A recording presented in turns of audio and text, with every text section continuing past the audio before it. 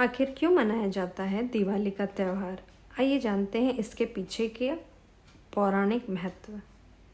हर साल दिवाली का त्यौहार कार्तिक मास की अमावस्या के दिन मनाई जाती है।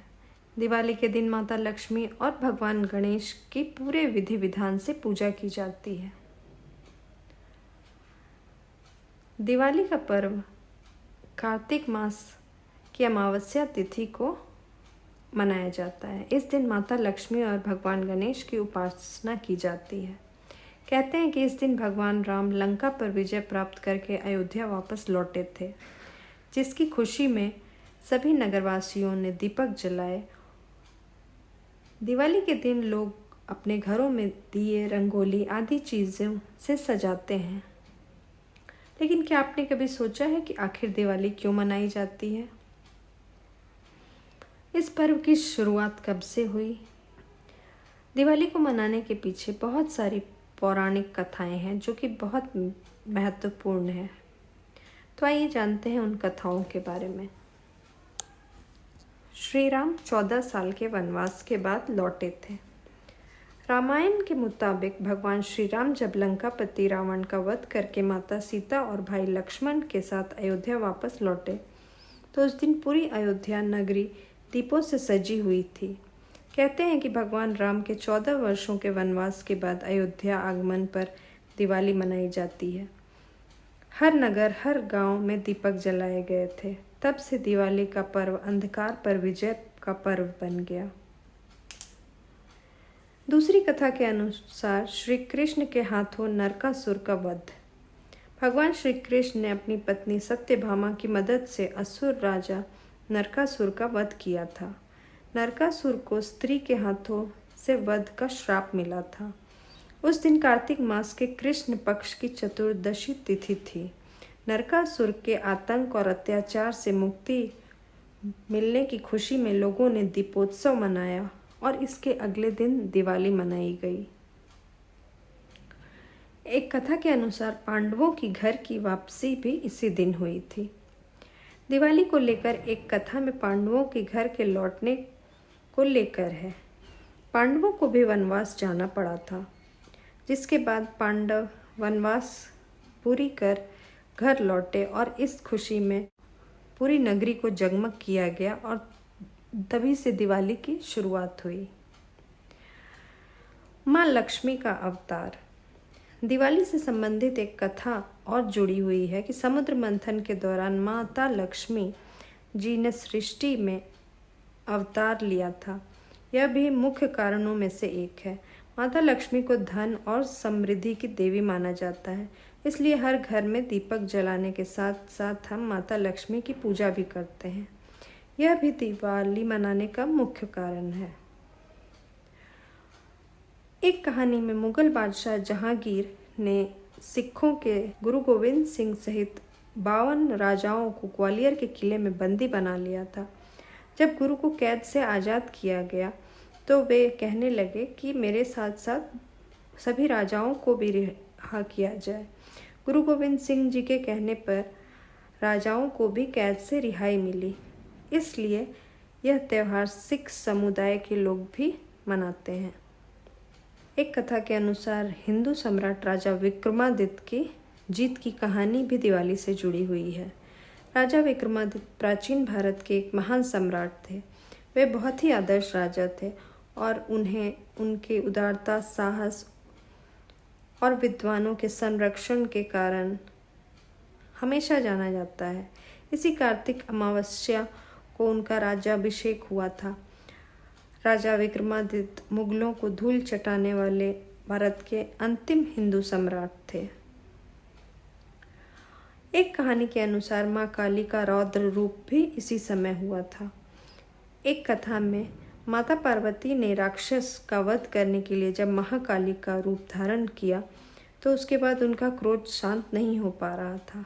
तब महाकाली का क्रोध शांत करने के लिए भगवान शिव उनके चरणों में लेट गए थे। तब भगवान शिव के स्पर्श से उनका क्रोध शांत हुआ। इसी की याद में उनके शांत रूप लक्ष्मी की पूजा की शुरुआत हुई। इसी रात इनके रौद्र रूप काली का भी पूजन करने का विधान है। दीपावली के अगले दिन कार्तिक शुक्ल प्रतिपदा को गोवर्धन पूजा और अन्नकूट उत्सव मनाया जाता है। इसे पड़वा भी कहते हैं। उत्तर भारत में इसका प्रचलन है, लेकिन दक्षिण भारत में बलि और मार्गपाली पूजा का प्रचलन है। पड़वा के दिन दिवाली मिलन समारोह होता है। परिवार के सभी लोग एक जगह इकट्ठा होते हैं और साथ में भोजन करते हैं। द्वापर में अन्नकूट के दिन इंद्र की पूजा करके उनको 56 भोग अर्पित किए जाते थे, लेकिन ब्रजवासियों ने श्री कृष्ण के कहने पर उस प्रथा को बंद करके इसे गोवर्धन पर्वत की पूजा करने लगे और गोवर्धन रूप में भगवान कृष्ण को 56 भोग लगाने लगे। इस दिन घरों और मंदिरों में विविध प्रकार की खाद्य सामग्रियों से भगवान को भोग लगाया जाता है। इस दिन गोबर से गोवर्धन की आकृति बनाकर उसके समीप विराजमान कृष्ण के सम्मुख गाय और ग्वाल बालों की रोली, चावल, फूल, जल, मौली, दही तथा तेल का दीपक जलाकर पूजा और परिक्रमा की जाती है। ग्रामीण क्षेत्र में अन्नकूट महोत्सव इसलिए मनाया जाता है क्योंकि इस दिन नए अनाज की शुरुआत भगवान को भोग लगाकर की जाती है। इस दिन गाय, बैल आदि पशुओं को स्नान करा के धूप, चंदन, माला पहनाकर उनका पूजन किया जाता है और गौ माता को मिठाई खिलाकर उनकी आरती उतारते हैं और प्रदक्षिणा भी करते हैं। अन्नकूट पर्व मनाने से मनुष्य की लंबी आयु तथा आरोग्य की प्राप्ति होती है, साथ में दरिद्रता का भी नाश होता है। इसलिए मनुष्य को इस दिन प्रसन्न होकर भगवान श्री कृष्ण के प्रिय अन्नकूट उत्सव को भक्तिपूर्वक तथा आनंद पूर्वक मनाना चाहिए। गोवर्धन पूजा के अगले दिन कार्तिक शुक्ल द्वितीया को भाई दूज का त्यौहार होता है। भाई दूज का त्यौहार यमराज के कारण हुआ था, इसलिए इसे यम द्वितीया भी कहते हैं। भाई दूज के दिन बहनें अपने भाइयों को घर बुलाकर उन्हें तिलक लगाकर उनकी आरती उतारकर उन्हें भोजन कराती हैं। भाई दूज को संस्कृत में भागिनी हस्ता भोजना कहते हैं। भाई दूज पर यम और यमुना की कथा सुनने का प्रचलन है।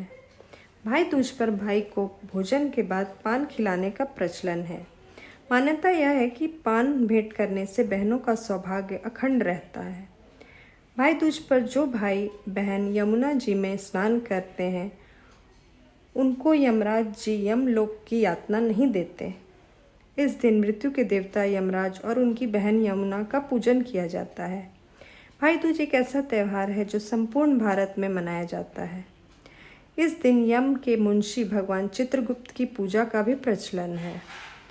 उनकी पूजा के साथ साथ लेखनी, दवात और पुस्तक की भी पूजा की जाती है। वणिक वर्ग के लिए यह नवीन वर्ष का प्रारंभिक दिन कहलाता है। इस दिन नवीन बहियों पर श्री लिखकर कार्य प्रारंभ किया जाता है। कहते हैं कि इस दिन से चित्रगुप्त लिखते हैं, लोगों के जीवन का बही खाता।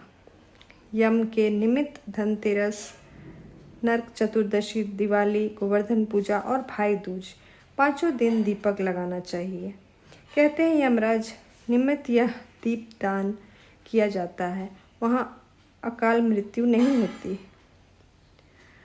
उसके बाद देव दीपावली मनाई जाती है। कार्तिक मास की पूर्णिमा को कार्तिक पूर्णिमा कहा जाता है। इसे त्रिपुरारी पूर्णिमा या देव दीपावली भी कहते हैं। दरअसल कार्तिक मास में 3 दिवाली आती है।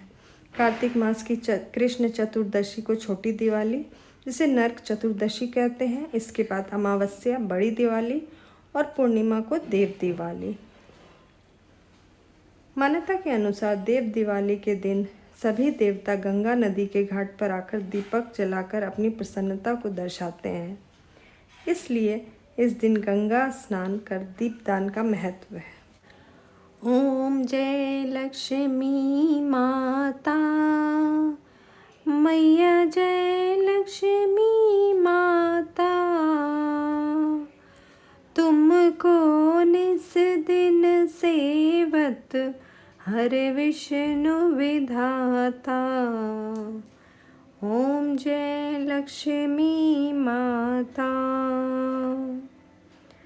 उमा रमा ब्रह्मानी तुम ही जग माता।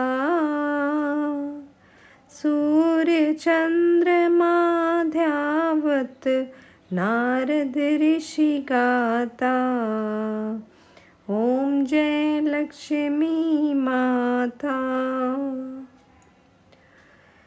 दुर्गा रूप निरंजनी सुख संपत्ति दाता। जो कोई तुमको ध्याता रिद्धि सिद्धि धन पाता।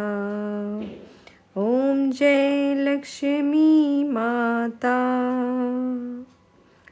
तुम पाताल निवासिनी तुम ही शुभदाता। कर्म प्रभाव प्रकाशिनी भवनिधि की त्राता। ओम जय लक्ष्मी माता। जिस घर तुम रहती सब सद्गुण आता।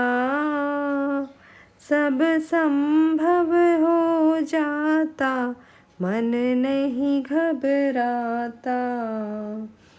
ओम जय लक्ष्मी माता। तुम बिन यज्ञ न होते वस्त्र न कोई पाता।